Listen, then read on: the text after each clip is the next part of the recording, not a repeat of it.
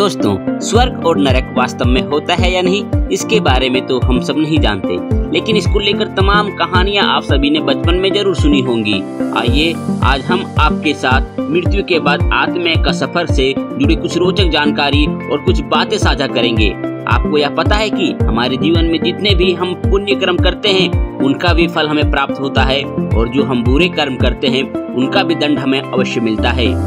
इस जन्म में या अगले जन्म में कर्मों का फल और दंड हमें अवश्य मिलता है, और उसी दंड को जो हमारे बुरे कर्मों से हमें प्राप्त होते हैं, उसी दंड को कम करने के लिए हम अपने इष्ट देव की आराधना करते हैं, ताकि हमारे बुरे कर्मों का जो दंड है वह कम हो सके। हमारा शरीर 5 तत्वों से मिलकर बनता है दोस्तों, जो कि नाशवान है, जबकि आत्मा अजर और अमर होती है। शरीर के नष्ट होने के बाद भी आत्मा का सफर जारी रहता है। जब किसी की मौत होती है तो उसकी आत्मा शरीर से निकल जाती है। इसके बाद आत्मा का क्या होता है, इसके बारे में गरुड़ पुराण में काफी कुछ कहा गया है। गरुड़ पुराण के अनुसार मौत के बाद यमलोक से 2 यमदूत आत्मा को ले जाने के लिए आते हैं, और वे सिर्फ 24 घंटों के लिए आत्मा को अपने साथ लेकर चले जाते हैं।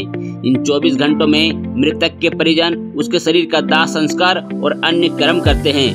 तब तक आत्मा को यमलोक में व्यक्ति के द्वारा जो किए गए अच्छे और बुरे कर्म है उसको दिखलाया जाता है। इसके बाद यमदूत आत्मा को वापस उसके घर छोड़ देता है। यमलोक से आने के बाद आत्मा 13 दिनों तक अपने घर में रहती है। जब मृत्यु के बाद 13 दिन की रस्में पूरी हो जाती है, इसके बाद आत्मा को फिर से यमलोक ले जाया जाता है। रास्ते में व्यक्ति की आत्मा प्रेत के रूप में एक दिन में 200 योनि चलती है, और इस तरह 1 वर्ष में आत्मा अमराज के नगर में पहुंचती है। दोस्तों, इसके बीच में एक नदी है जिसका नाम है वैतरणी। आपने भी इस नाम का नाम सुना होगा, जिसको पार करना बहुत ही ज्यादा कठिन है। अनेक प्रकार की उसमें दुविधा आती है, और हमारी आत्मा को यमलोक तक पहुंचने के लिए इस नदी को पार करना पड़ता है। आत्मा को यमलोक जाने के मार्ग में 16 पुरियां यानी नगर है। ये सभी नगर बड़े ही भयानक है। इस मार्ग में बहुत कम समय के लिए व्यक्ति की आत्मा को महीने में एक बार ठहरने का अवसर मिलता है। यहाँ आत्मा अपने पुनर्जन्म के कर्मों और परिवार के लोगों को याद करके दुखी होता रहता है। यमदूतों की यातना से दुखी होकर आगे कैसा शरीर मिलेगा यह सोचकर भी आत्मा घबराती रहती है। यम मार्ग में कई नरक हैं। इस मार्ग से जाते हुए पाप कर्मों को करने वाले की आत्मा दुखी होती है। अमराज के भवन पर धर्म ध्वज नाम का एक द्वारपाल पहरा देता रहता है दोस्त, और यहीं पर चित्रगुप्त को पापी लोगों की आत्माओं के यमलोक में आने की सूचना देता है।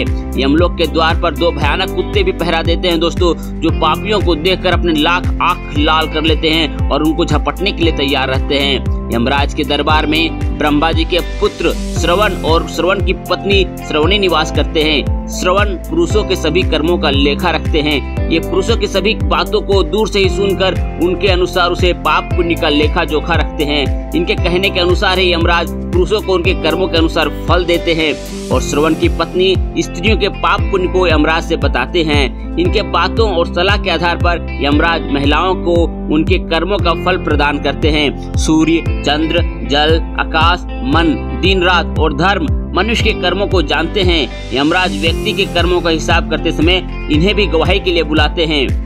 कई ऋषि और अश्वमेध यज्ञ के फल से उत्तम लोक में गए राजागण भी यमराज के दरबार में सलाहकार होते हैं। सभी से विचार और सलाह लेने के बाद यमराज व्यक्ति को दंड और उसके अगले शरीर में बारे में विचार करते हैं। अपने कर्मों का फल भोगकर प्राणी को फिर से बचे हुए कर्मों का फल भोगने के लिए नया शरीर मिलता है।